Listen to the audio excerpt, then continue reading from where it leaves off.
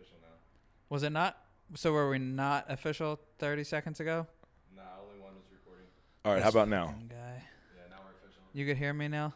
Yeah. I was asking in the previous clip why you were sitting on my lap this entire time. All right, wait. Dude, this is... You and don't then even, have you Rob even, said we stop, had an engineer. Stop. Bro, listen. Have All you right. even listened to a podcast before in your life? Yeah, you can't talk over one another. I know. I was owning the moment. You just stole my... Now Dana's laughing in the background. All right, here we go. Ready? What's up, guys? Right? This is Rob Bailey. Yeah. Today I have a special guest. Austin. Wait, did the intro music play yet? I'm still confused You are on that. such a little dick. I'm here as well. You are such a little dick. What are we talking about? I was about to say it. Okay, go ahead. I was going to introduce you. I was going to exaggerate on your height. From the top. And it was going to be a really complimentary introduction. And now this is here today on my podcast. I have Austin Ragno, Little Dick. All right. That was good. All right, there we go. Here. Damn. Damn. You baffled me. I'm here on the podcast today. We got your good laugh though. Yeah. I That's- probably broke everyone's That's headphones. the most important thing is that real laugh we can get out of you. Yeah, it was I'm just trying to get comfortable in this seat. Bro, that's a fucking $6,000 chair. How am I aren't you doing now? comfortable? Am I good? All right. I just wanted to put my feet up and really get in All the right. moment. So we're taking a shot at this whole podcast thing. And I figured one of the greatest people ever in the history of mankind to have on would be Austin Ragno. Here I am, Austin Little Dick. So I think this is going to be interesting because we're just rolling right now. We're just going to see what happens. There's no plan. There's no really organization to it. We just said let's roll the microphones, and then Jake sat down on the floor Indian style, and here we are. I don't know if you're allowed to say Indian style. What? Crisscross applesauce. Jake's sitting crisscross applesauce style on the floor. All right. So now we sort of do have a topic. Yeah. Do you want to? We wrote down a bunch of different topics for podcasts, and I think one that is great for Austin Ragno. One is great. I get asked all the time, but one I think makes sense with you, which is are you hiring? Oh, you didn't tell me this was what we were talking about. I know I'm surprising you, bro. Shit. I'm right out of fucking left field right now. Trapped right me. field? Yeah, I thought we were talking about something else. You said I was able to talk about our golf trip to Pebble Beach. No, we're not talking about that. We can talk about that. Fuck. What do you want to talk about that trip? No, I didn't know if we were going to be. What part of the trip to Pebble Beach do you want to talk about? Like, which part that I like the most? Yeah. That Uncrustable that I ate on hole 4 with the Michelob Light. Yeah. That was fun. How many pretzels did I eat? You were going hard on pretzels. So That's there all wasn't. the only vegan option. I'm not even sure it was vegan option. My only option of things that I felt comfortable eating at the golf thing was soft pretzels. Pretzels and Corona. and beer, yeah. Yeah. It was a good day. No, we don't have to talk about that. Yeah, we could talk about that on a different show. All right, so let's talk about are you hiring? Yeah. I think that's the question that I get asked the most is, hey, man, are you hiring? And the answer is always the same thing. It's yes. And then I ask people what their skill set is. And you've witnessed this a bunch of times. So you want to do some role play with me? Yeah, we could do. All right, you got to dress up like a maid. Okay, I'm ready. All Well, right. conveniently, I You was are. always dressed like that today. You're a gross maid. All right, go ahead, ask me. Hi, Robert. Are you hiring? Yes, little boy. No, I'm gonna stop fucking around. With Okay. this. All right. Yes, I'm hiring. What's your skill set? Well, I can really. I'm a hard worker in the gym, and I have my own T-shirt company, and well, I'm dedicated, and this and that, and a bunch of other random things. Okay, so I mean, you added that I have my own T-shirt company part. I'm actually like interested in talking to you more at that point in time. Okay. Because at least you have a company or something. But I think that's what happens most of the time is when I get asked if I'm hiring, they're not ready for the next step. Yeah, and I think a lot of times when people ask that, their answer is what they think you want to hear. So like they're trying to impress you, and they say, "Are you hiring?" You said yes. What is your skill set? And they say, "I'll move to Montana and live in my car." Well, living in your car is not really a skill set. No, so not at all. what actually do you have? And then the next thing they say is like, I want to get jacked. Yeah, or I want to learn more, or I actually don't have anything to bring to the table. That's always the most awkward part. Yeah. Conveniently, when I asked you if you were hiring back in the day. We are doing a flashback right now. Yeah, we are flashing back. All right, so let's flash back. So we need to set the stage right now. How deep are we going to set We're going to set the stage. Okay. So we used to do camps out of our, I think it was like the third or fourth warehouse we had. It was the big boy, like 40,000 square foot warehouse. We put a gym in and we decided to start doing camps. So we'd open up these camps for I think 100 to 150 people. Tickets would sell out instantly and everyone would show up and they were like massive fans of Dana and I. Like, you know, that's why they came. They came to hear us talk, hear about relationships, hear about like business, ask Dana questions about competing. Like they showed up and they were like, you knew everyone that was there to see you. It felt cool. And we spent like a bunch of intimate time. So what would happen a lot during the camps is after we would do all the seminars all day, we would go train.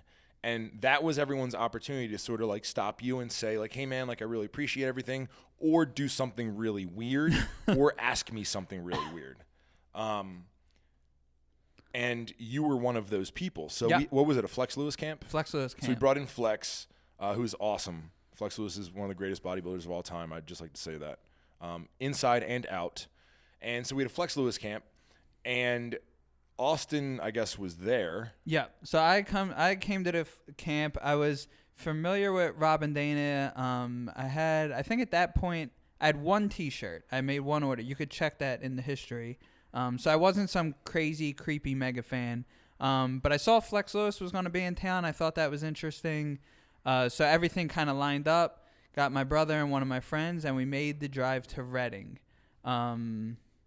So that's why we were there. How deep do you want me to get in my side of the story? As deep as you want. Keep going. Okay, so I'm glad that me asking you if you were hiring wasn't our first interaction that day. So what was our other one? So I knew I had an in. All right. What? So my in was Eric. Oh. So the camp was. You say how you know him, and then I'll flash back even further. Okay. Yeah. So when did I get? So I'm going back to April of 2013 because it was a month before the first time I did a bodybuilding show because I'm a bodybuilder. So I got it. I'm really into art and tattoos and all that stuff just because I've always been into art. That's why I'm here today. So I reached out and I made an appointment with what I found to be the greatest black and white tattoo artist ever. His name is Eric something that no one knows how to pronounce. Rob will get to his part of the story where he probably knows how to pronounce it. So I made the appointment with Eric after I found him this summer. It was probably 15 months before this date, which was April 13th or April 2013. So finally the time came. It was a month before getting ready for my show. I go to meet Eric. He's working on my arm. We take a break midday or whatever. I eat a Quest bar. We start talking about like just normal shit that you talk about when someone's tattooing you for 8 hours. And I told him how I was getting ready to do like a bodybuilding show or whatever. He goes, oh, that's cool. I have one of my friends from back in the day that I went to school with is actually like doing stuff in that industry. I was like, oh, that's kind of neat. He was like, yeah, do you know who Flegner Fail is? I was like, yeah, of course. Like Rob and Dana. So apparently Rob and Eric went to school together. Eric had given me like a little bit of background on him getting to see like behind the scenes and he had been at your house at that moment. Yeah, so Eric was super cool. So I went to school. So originally I went to Westchester University, which was where I met Dana and Bailey and playing football. But then I dropped out pretty quick and I wanted to be an artist. So I went to art school because I guess when you're an artist, that's what you do. And I was there for a year before I realized like this is a complete waste of time. But when I was there, I was older at that point in time. So I had been in school for 2 years. So like when I showed up, I felt way old compared to like immature artist kids that just got out of high school. And then Eric was like a little bit more mature, right? So it was like 4 of us. Eric was hella talented, but he was so busy doing like so many different side hustles that he was just never there. But we used to roll dice all the time and like just hang out. And then when I started printing in my garage, when I first started Flagner Fail, Eric used to drive up and take little side hustle projects. So like there was a jiu-jitsu school he used to print shirts for. There was all these different things that we used to like print together, and then we would just hang out and talk. Oh, and then the graph on the wall of the very beginning of Flag Nor Fail, like all the Dana videos, that whole mural on the wall, that was Eric. So fast forward, Austin got half a tattoo from Eric 15 years ago. So I had a couple sessions with Eric, and it was funny because we were actually like still talking, and then that summer I did 2 shows that summer. I went to Olympia as a fan before I met you guys, the year Dana won, and I took a picture of the MHP booth with everyone waiting in line. Whoa, I didn't know that. And I sent it to Eric, and I said, hey, I found your friend. The line's too long. And I sent it to Eric. So it was kind of like whatever, and then eventually the Flex Lewis camp, I think, was April or May. How do you remember dates, bro? Because I'm just you're like that. Fucking Rain Man. Yeah, you're a little, it's weird. So and Flex Lewis camp was May, I believe, of 2014. I went to the camp, and Rob and Jeff Logan, who I didn't know at the time, were standing in the back kind of like waiting for it all to begin. And the first thing I said to Rob was, hey, your friend Eric said to say hi. So then I showed Rob my tattoo. He obviously knew who Eric was. We took a photo, whatever. And then during the seminar, you actually called me out in the not in like in the talking part. You actually brought me up because we had like talked earlier that morning, and I thought that was kind of cool. So being there like in person and hearing the seminar and hearing like the story come from you guys instead of like a video or anything like that made it all. I didn't know any of it. Yeah. It made it all like more real. So that's how. So that was our first interaction. That was our first interaction. Yeah. Which I don't remember that really, honestly. He remembers. I don't remember. He meets a lot of people. It's understandable. Well, at the camps, it's just overwhelming. Yeah. So then the camp's over. I'm in the bathroom taking a piss, which is what you do in the bathroom. And there's all these signatures all over the wall. And I'm thinking to myself, at this point, I don't have a job. Why didn't you have a job? That's a whole different discussion. You were just sleeping on a couch playing with dolls. No, at this point, I was freelancing. I was working at the gym. I was doing personal training. So you had a job. You had 5 jobs. I didn't have a career.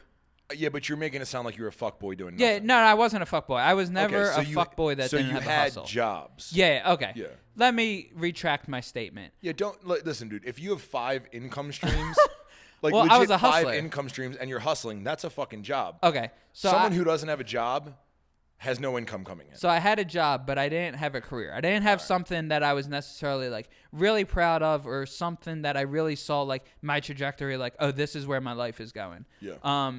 And that's because, one, I was stubborn. So I graduated from LaSalle in 2010. I had a degree in graphic design, multimedia, all that shit. I was doing good with freelance, but I was being stubborn landing a job because I always said that I wanted to work somewhere that I could tell someone like, oh, I work at X company, and they would know instantly. Damn, you're going to make me cry. So I was like turning down jobs because I didn't want to just go work for some weird random place in Center City and design ads. I wanted to say, oh, I work for Pepsi. I work for Microsoft. I work for whatever. So I go out conveniently, and I'm like hyping myself up. I'm like, in the bathroom? Yeah. With your dick in your hand? Yeah, no, my little dick wasn't in my hand at this point. So I was hyping myself up because like it takes a little bit of balls. So I'm picturing you at the urinal right now, hyping yourself up. It's weird, but okay. Well, I'm just like doing the mental prep talk. Yeah, okay. Because it takes a little bit of balls and confidence to walk up to someone like you, and it doesn't. It doesn't if you have nothing beyond that. Yeah. So luckily, I have like stuff beyond that, and I'm like confident in what I was doing at the time and all that. So I just sent it out there, and you were playing with the radio. You were like trying to get music working or whatever, a little bit frustrated. And I was like, "Hey, are you hiring?" And you were like, "What do you do?" And I was like, "Well, I'm a graphic designer." And you were like, "Well, I am actually kind of looking for someone to help and assist and like support. Yeah, just shoot me an email with your work or whatever." Yeah. And that was it. So then I walked over to my brother, and so the other funny thing, I don't know if it's funny, but the other thing is, at this point I was vlogging. Oh, I saw your vlogs, but you removed them all. So I have content of all of this. Really? Well, I have why didn't you tell me this prior to today? I thought this was like an intimate moment. It is, but you've never told me that you have vlog content so I have our first meeting. No. You're trying to make me sound creepy. I have vlog content of that day. I shot like here's a review of the Rob and Dana seminar camp. Really? And then I have vlog content of the next day. I came to train. I ate at Smoky Bones. I hit a sumo deadlift PR because I used to pull sumo because I didn't know any better. And then, well, I'm getting ahead of myself. So I said to you, hey, whatever. You said, yeah, send me your work, whatever. And then I remember like that night thinking, what is my next step? Because I know that this can be like a big moment where I can change what I'm doing and like take a giant step forward.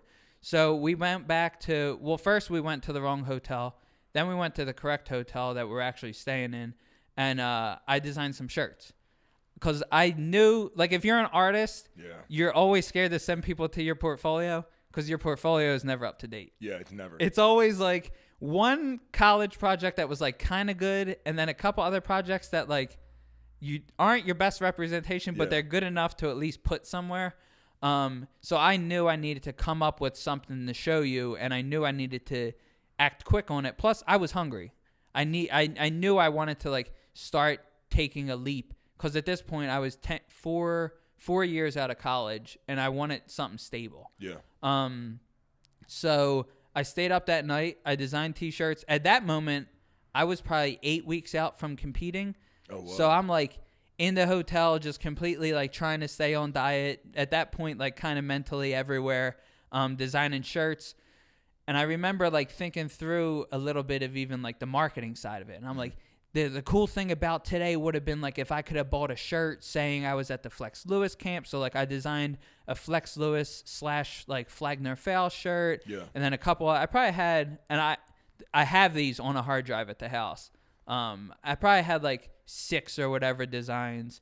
And then I showed up the next morning and you had just woken up and stumbled upstairs because you were living in the warehouse at the time. Yeah. So you were like all fucking flustered. And that's a weird fact, right? And then we did camps, and I slept downstairs. I remember I would sleep downstairs because we'd go out to dinner with people that night, late and like shit. Stay up, and then I'd be so tired that I'd wake up in the warehouse. And I remember like a few times waking up late, and the shower was in the gym, so I'd have to like run to figure out how to get a shower, and then like figure out how to get out before random people would grab me to ask for photos. Like when I just woke up and was getting a shower. Yeah, so that was me.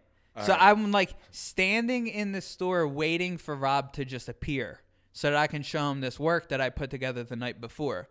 And that's what I did. I showed you the work, and it was all generic, not generic, but it was all like whatever. But I think, and you correct me if I'm wrong, but what it showed was that like I wanted something. Yeah.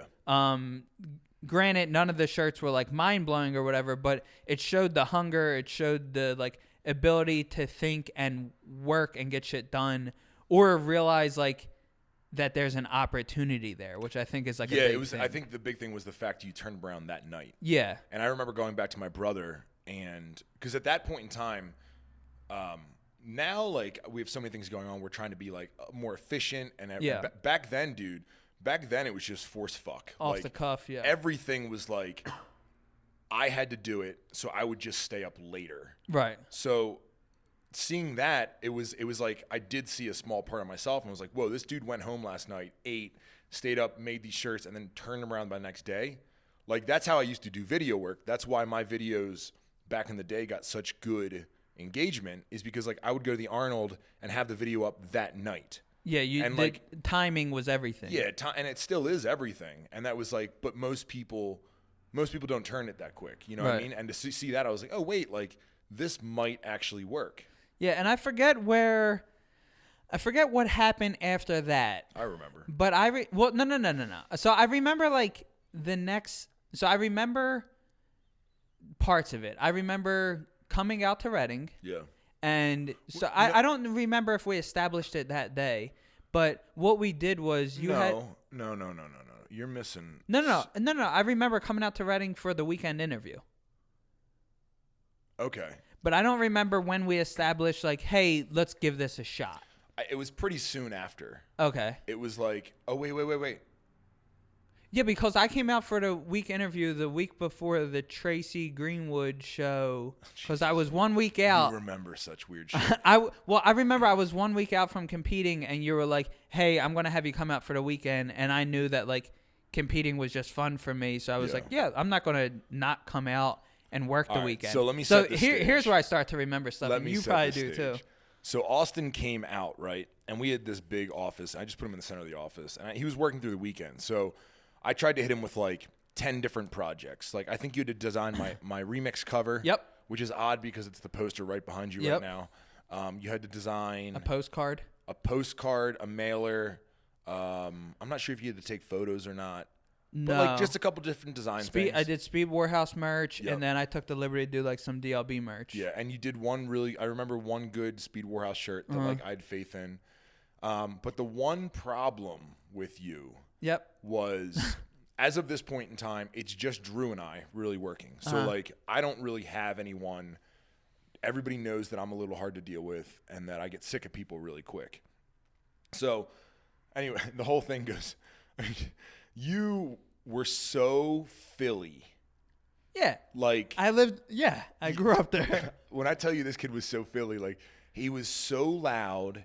It was like he was speaking a different language. He didn't slow down to say different words. They were all one word, and at fucking maximum of volume. Yeah, I was excited. And he's an excited kid. So like, dude, I was getting really tired, and I would have to like leave, and then like gather myself and come back, and I could do like another 10 minutes around you, and then leave myself and go back. What car was on the dyno? And I was like trying to have a conversation with Drew like over it, and I remember him. Was it the MR2 or the Supra? Like it was some straight pipes thing. So we had a car dyno right outside the design door, and instead of like waiting until the dyno pull was over, he would just talk louder.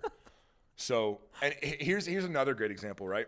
So we had my dog Debo. Oh, you're going into Sunday morning. Well, one thing that happened Saturday night that I thought was really cool was and it's funny because not that it's come full circle or whatever, but Saturday night I remember you and Dana drove me over to the hotel and would like follow me, and I remember at that point it was the Cayman with the work hand script on it, and I remember like losing my mind and being like, holy shit, like that's the coolest car ever. Oh hell yeah! And that was Saturday night heading over to the hotel. Plot twist! You own that car. Yeah, now. It's all come full circle. Wow. And then so many full circle. Go ahead, things. tell them Sunday morning. All right, so Sunday morning. So we had a pit bull, Debo, the white-faced pit bull, who was a maniac. And at one point in time, so he was a rescue dog. And at one point in time, my friend walked into my house. Long story, he bit my friend. And he just shut down towards people. Like he had, 6 to 8 people that he was cool with. And everybody else, it was as soon as he saw you, he would try to kill you. So there was, he was in my office, right? And there was a hole in the door because I had a mental breakdown and I punched through my door. I used to I was like that a couple times. I've since calmed down a lot. But like something happened where I punched through my door.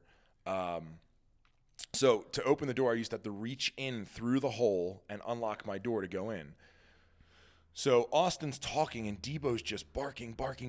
So he's talking louder and it's just way too much stimulation for me. I'm like over it. So I was like, hey man, I'm going to go in the room real quick and I'm going to just pet Debo and get him to calm down. And it was almost like you didn't even listen to other people talk and you would talk like louder. So it's similar to me now.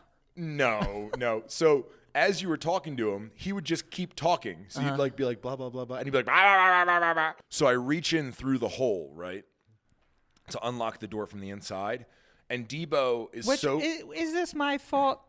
No. Okay. I'm not saying it's your fault at all. When did I accuse you, bro? I want to. So defensive. I want to clear the slate. Okay, not Austin's fault at all. Perfect. Right, but I reach in because I just want to go pet the dog, and I want one of the noises to quiet down. So I reach in, and Debo bit me because he's just going crazy in there, and he just saw a hand come through the door. Yeah. So he bit me, and I pull out, and like, dude, blood everywhere. Like, my hand is just gushing blood. And it didn't faze you. No. And you didn't stop talking. And you just kept going. You're like, there's this restaurant in Philadelphia that I designed the menu for, so they named a sandwich after me, and blah, blah, blah. And it was just like, bro, can you please, for 1 second, be quiet? my thumb is cut open. You made me walk outside. And I told you, Yeah. I said, can you please just walk outside? Yeah, you made me walk. And I feel like you kept talking as you walked outside. That'd be a funny cartoon that have like illustrated by someone. So- that all actually happened. All right, so next- even the sandwich named after me. That's a I know, true I know. thing That's why I too. use it as an example. Okay, you just want to tell them validation. So eventually you leave. My brother's like, so what do you think? And I was like, dude, he's actually like, he's not great. Like he needs direction. He's definitely like a young designer, but you had it. You know what I mean? And that was something that like I hadn't really seen. Like you know when people have it, but they haven't worked. They haven't harnessed. They haven't harnessed it. Yeah. They haven't been given, the rules of the industry and stuff like that you should follow. So I was like, he has it. I think he would be good. I really need help. And Drew's like, yeah, bro, but that kid is so annoying. And I was like, he's not annoying. He's just loud. And he's like, you think you can sit next to him every day? And I was like, you know what? No, you're right. I can't sit next to him every day. Uh-huh. So I emailed you back. Yep. And you probably still have the email. Yep. And I was like, yo, bro, listen, it was a great interview. Thanks for coming out. But I'm going to put out an ad, and I'm going to look around a little bit before I hire a designer because this is my first designer hire. Yep. And you responded back. With confidence. This cocky little motherfucker responded back and said, well, good luck with that because you're definitely not going to find a better designer with the understanding of the fitness industry than me. But I guess you can have 2 weeks to waste your time or something like that. And I was like, wait, what? And I remember I stand by that too. I went into Drew's office and I was like, Drew, read this. And Drew's like, fuck that kid.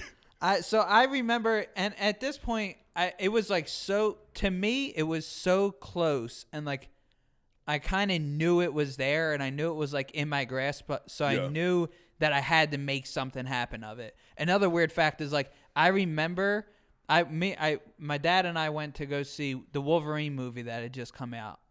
That one from that year.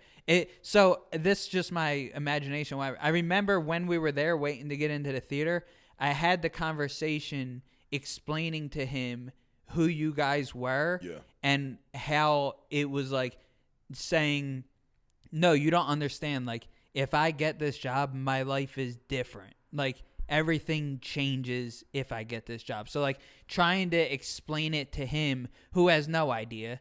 And he's just like, you graduated from college in 2010. Like, yeah, you're doing freelance and all, but when are you going to not work at the gym? And when are you going to like go get a real, not a real job? Cause he's always like super supportive, but like a career. A career. Yeah, and like, he's always from as little as I can remember, he's the reason I got into art and doing stuff and drawing and all that. So like my parents were always like my biggest supporters. So like trying to explain to him like, no, if this works out, shit's different. So I remember writing these emails because I was at the gym and I worked closing shifts. So I would work at the gym until 11 and I would straighten up, make sure all the weights were back, and then I would lock up and leave. And I remember just like at this point, another competing plug, I was getting ready to do Team U. So it was between doing the NPC Philly show and doing the Team U was when all this shit was happening. You were such a bodybuilder. So, oh yeah. I was daily vlogging. I was just doing everything I could because like I knew there was something there. Yeah. And like it's weird looking back on it now. Like I always, whether I knew I can be something in fitness or whatever, like I ended up actually doing it. Yeah. Like, granted, I'm not a YouTube celebrity, but like I knew I can harness every skill set that I had and make it into something. Yeah. So I just remember the 2 weeks between the NPC Philly show and the Team U 2014 just being like not even focusing about the show, just wanting to make the like transition to making a career jump happen. Yeah.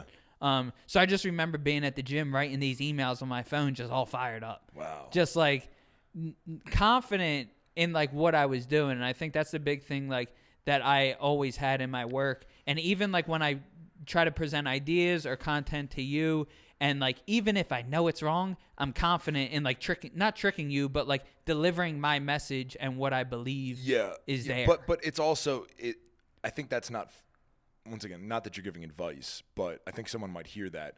And it's You have confidence because you're ready to back it up. Yeah. Because you've put the work in on the backside to back it up. So it's not like when you have ideas, it's not like, oh, quick, here's a shit idea. Let me just trick him. Right. But it's like, no, I put the work in and I'm confident that this is, and I think that's what a lot of people, and it goes back to the original conversation about like, oh, what's your skill set? Right. People like aren't even ready to sell themselves and there is no confidence there. If you say with confidence, like I'm the hardest motherfucker, hardest worker that you'll ever meet. Right. That's going to resonate with him and be like, oh, cool, then I have a position for you. Yeah. But when they say it with like a question mark at the end. Yeah, I think that's why I was able to deliver like a little bit of cockiness in my email. Yeah. Because I knew I had the confidence in like what I would, not only what I had did or what I was doing, but what I was capable of doing. And then here we are. So I interviewed for 2 weeks. Uh-huh. Trash. Yep. Absolute fucking And I was like, trash. haha.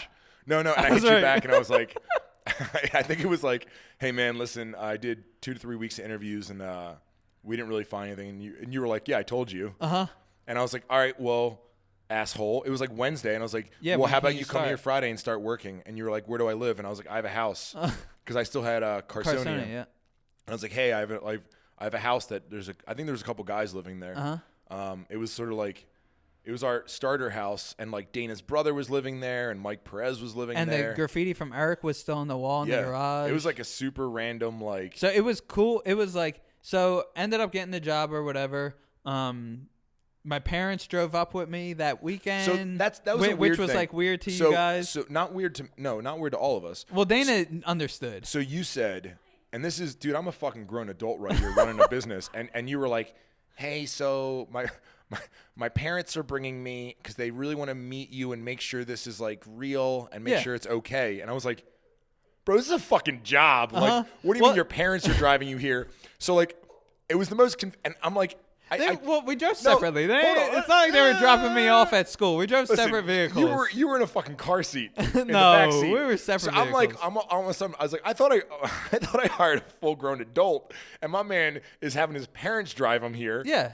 So, and I remember making fun of you. So I'm behind the scenes, like Drew and I were like making fun of you, and then Dana was like, no, that's like fucking cool. You guys are assholes. And as soon as she said that, I was like, shit. And she's like, don't you want like employees to come here that their parents care about what they do? And it's like, he's a tight-knit family and you're being a fucking asshole. And dude, I remember like, I've never, because I don't really make fun of people. I make fun of like my friends, but I don't really make fun of people. Random people you don't know. Yeah, I don't do that. I think it's disgusting. And she made me feel so disgusting. Yeah, I was there like, you go. man, I am the fucking worst. And then not only that, your parents showed up and like, I was like, oh my God, I love his parents more than I love my parents. Like, these are the greatest people Yeah, they I've were ever just met. curious. They're so cool. And it wasn't like they were showing up to check on us. No. They were excited. They wanted to, they were like, wait, so this guy has an Airstream. He has a car shop building race cars. He has a studio, an apparel line. And what we always talk about, you don't seem real. No, it didn't seem real. It's like, it doesn't make sense. And he's like, and wait, so the brand's making millions of dollars, but he sleeps in the basement of the warehouse? And he's like, yeah. It's like, okay, cool. Like, makes literally no fucking sense. So, yeah, met your parents. And then I remember just driving to Carsonia and being like, well, this is where you live. And you're like, what bedroom should I sleep in? I was like, I don't know, whichever one you want. Yeah.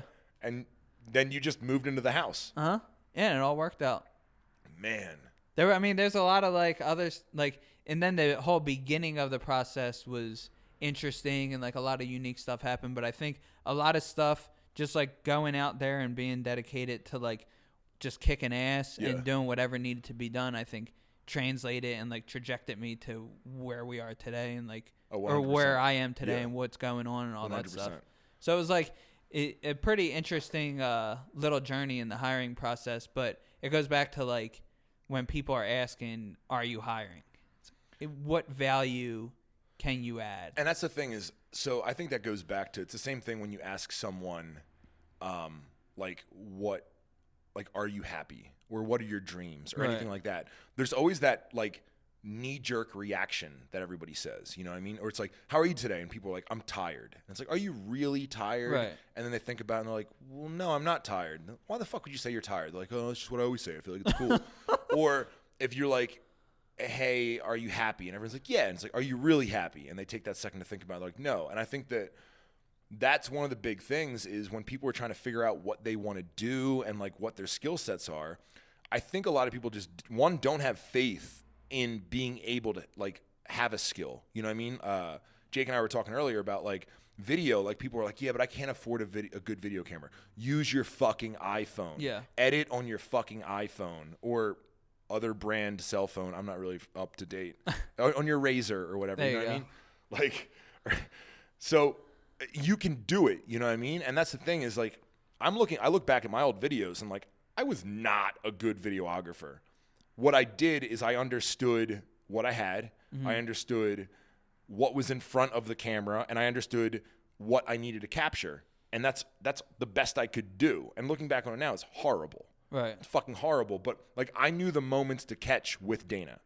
And I didn't have good equipment. I edited in iMovie.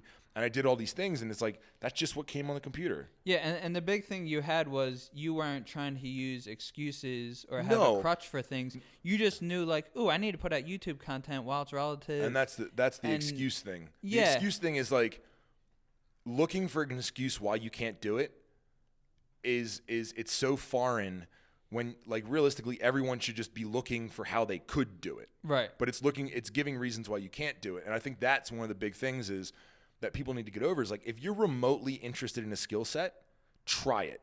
Mm-hmm. Like I try things all the time. I'm constantly I'm right now I was trying to do fucking somersaults this morning.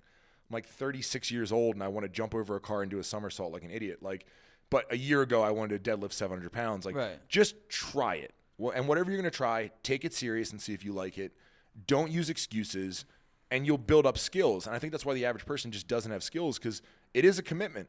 Yeah, I think the big thing is you go into it committed, and then if it's something that you really want to, not trying to be like inspirational or anything, but if it's something you want to achieve and you have like the mental capacity to back it up, then you're going to figure it out. I think what a lot of people have a hard time realizing is like not everyone's made to be a business owner. Not everyone's made to be a videographer. So like you kind of have to really figure out what you want to do, stay committed to it to see if it's there, and then kind of just figure out who you are and what you should be doing. Like I know I shouldn't be in the NBA right now. I'd be like lying to myself. You know what I mean? So like I think people also, because of like the day and age that it is now, they get hung up on like all this entrepreneur and everyone's able to like own their own businesses that they think that everyone should be able to. But like everyone has a path. You just have to figure out what yours is. Yeah. And then own it. Like regardless of what it is. If you're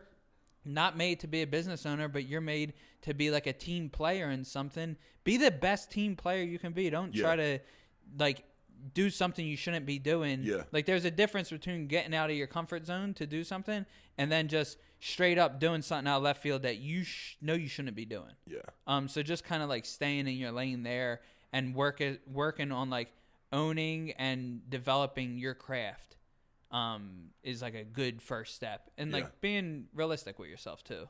Which like people don't want to hear. They don't want to hear like, oh, you're not made to do that.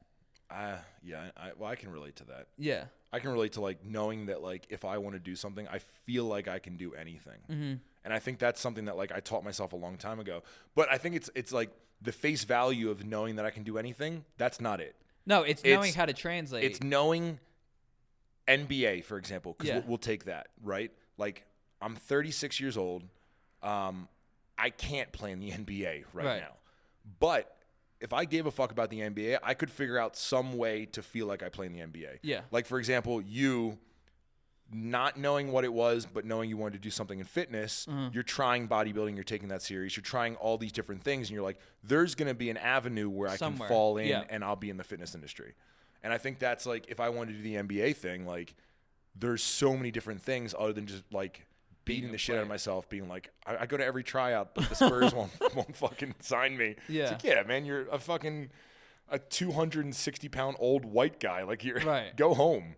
So there's always a different way to do it. And I think that that's another thing too. It's that looking at a problem, figuring out there's this separate way to do it than the obvious way. Right. And being excited to find those other ways. Yeah. And not being worried that like, oh, well, I'm 36, I can't be in the NBA. It's like, bitch, I could be in the NBA doing something. I'm not sure what, Yeah, but something. Be excited about the challenge and figuring out like how am I going to make myself fit in here.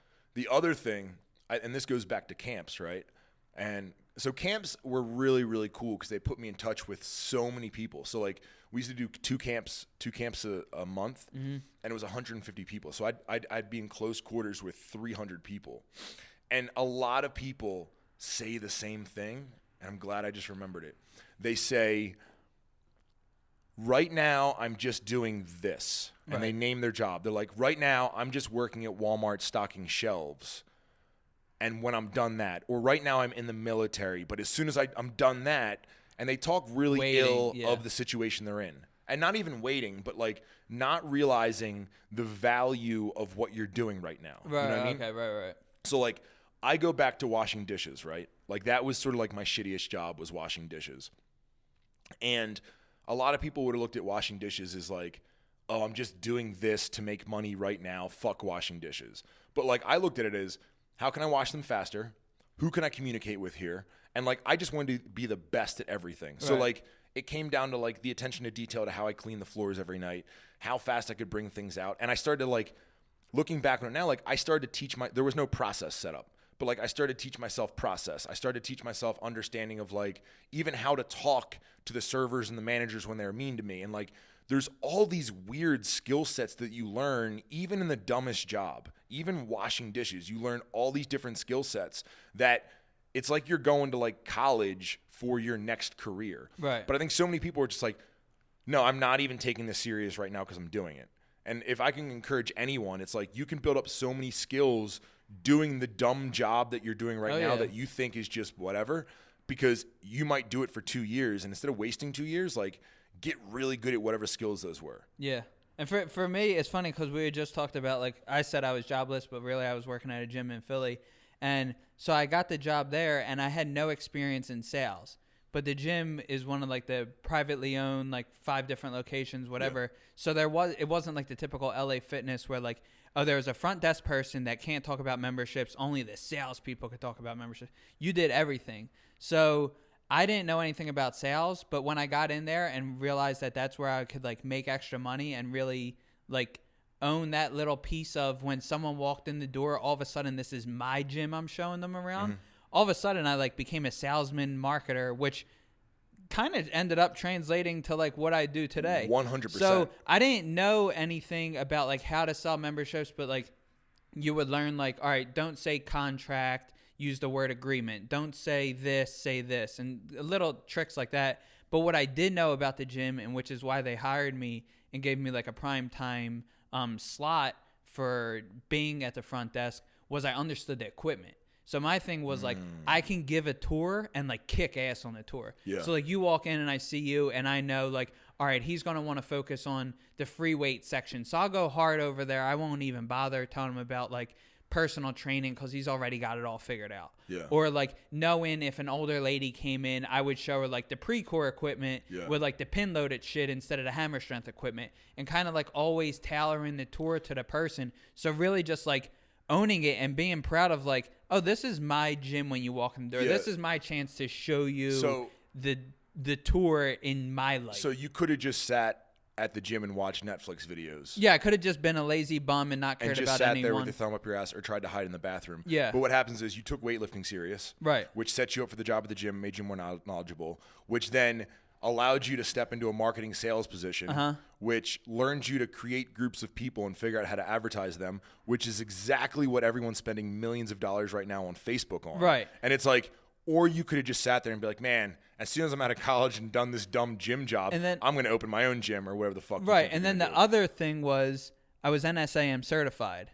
So you walked in the door and then I had just got done training. So I'm looking all brolic and shit like always. Because you're a bodybuilder. Because I'm a bodybuilder who's 1 week out always. With a half tattoo. So people would come in the door and I'd be able to sell them on personal training. And if they were someone that like I connected with, I sold them on personal training with me. So all of a sudden I'm commissioned on the membership. I'm getting the membership. I'm getting the personal training package, and then I'm getting the personal training commission. Stacks, bro. So, and if they were someone and like they weren't really connecting or like they made some weird comments or whatever, I'd just be like, I've had people that would walk in and ask me if I was one of the trainers there, and I say no, I only work front desk. I'm not allowed to train. But then if it was someone that would come in and they looked like they were committed or fun to train with, I would pick them up. And we were up in Center City in Philly, so we had like a lot of students from Penn and all. So it'd be like collegiate soccer player or random business guy who works across the street in Center City. So you're like picking and choosing your clients. Picking and choosing my clients, yeah. So that made it like kind of fun too. So really, like the gym. I say like, and you were designing, you're freelance designing. So yeah, I say now listen, you told me I was jobless. You were jobless. Yeah, I was hustling. And meanwhile, you are crushing it. Yeah, I was doing pretty good. Yeah. But that's because I knew what I needed to do. At this point, I worked the night shift. I was waking up in the morning, doing cardio, doing whatever work I had to get done. I was vlogging. I was getting my freelance work done in the morning. And then during any break or any time at night, I was also like just networking myself and trying to, I mean, this is back when like Instagram was first starting to really hit its stride. I'm talking 2012, 2013 or whatever. So realizing the value in like networking in my little community so that like, oh, you designed this menu and then this dentist office see it. And now you're working with this dentist office who wants to work with this dentist office. It got to the point where like I was subcontracting out my freelance work. Yeah. So like, which is another huge skill set. Yeah. Is realizing that like I don't actually have to do this project. I can kick it to somebody else. And that's something that like I remember I had one good teacher in art school. And school's a whole different topic. Well, I'm just saying, but he said, I remember because I was like, everyone else was just there to party, and I was already an adult. I was like, I want to make fucking money. Yeah. Someone explained to me how to make fucking money right now and to get in this. So I got, I went out and I got my internships early, but whatever. But he told me, take every job, take it. Yeah. He's like, if it's a 60-foot mural and you have no idea how to do it, take it. You'll find someone you can subcontract, and now all of a sudden you manage that. Yeah. And that statement from him like blew my mind. And I was like, wait, I guess you could. As long as you're good at working with people, good at reading people, which is all shit you learned at the gym, how to interact with people, how to give people a good experience. Then you take that to your freelance work, you treat your freelance clients good, and next thing you know, like you're a monster freelancer. And every single thing goes so hand in hand. If you take pride in shit, that's how it works. Yeah. And I think like that topic, school, that's a and whole different. I could dive 3 hours into that because that's a whole different beast that I think is pretty interesting. So is that our next topic? Is school? I mean, based off of like the little sentence you just said, and even saying the word school, I have a crazy amount of like stuff in my head. My goodness, I saw your head get bigger a little bit. Yeah. It does that sometimes, right? Yeah. That's because it's like crammed with so many good ideas. Can you let them out? No. Where are they? No, not this time. Oh, okay. Next time. They have to. What do you do on these things? You comment, subscribe, and like. Where are we at hours-wise? 3 hours? Hold on. We're bringing back our technical engineer. Quick. He was asleep on the floor, which is a weird thing to do. He wasn't sleeping. How many hours are we at? 48 minutes. Is that good? That's a great place to stop it. Is it? Yeah. Well, how long was the intro? I don't know. We got to figure all that out. We got to figure that out. And then all the commercials. Oh, sponsors. We don't have any sponsors. Brought to you by. We don't have any? No. Yeah, DLB Daily. I got to pee. You got to pee? I really got to. Is 48 minutes good? But that's really good. What about an outro? We didn't talk about an outro. Oh, God. That's so 2000. Well, yeah, I mean, all right. That's a great place to end it, dude. Where would they give us more information? So what we'll do... Because we want feedback, right? I know, but what we'll do is we'll record an intro and we'll record an outro. So here's what you do. You have people take a screenshot. Take a screenshot of you listening to it. Of you listening to it. Make a little comment about the episode and what topics you want to hear next. Oh, I like that. Did you all hear that? And hashtag our show name, which we're gonna do in the outro. We don't have any of this shit. So I'll do all the stuff Jake just said. He's our technical engineer. All right, exiting out. All right. You tell them. Take a screenshot of you listening to the episode. Yep. And then tag RAGZ, tag Rob, and then let us know what you thought of the episode and then what you want to hear next. That was a great outro. All right, signing off. Good night, everybody.